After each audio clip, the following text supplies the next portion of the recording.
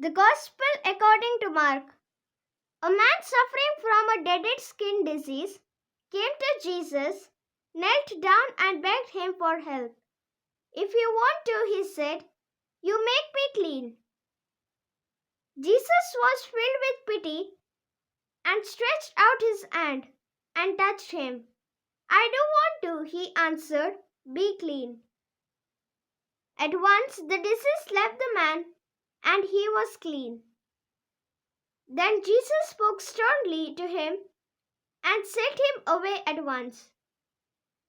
After saying to him, "Listen, don't tell anyone about this, but go straight to the priest and let him examine you.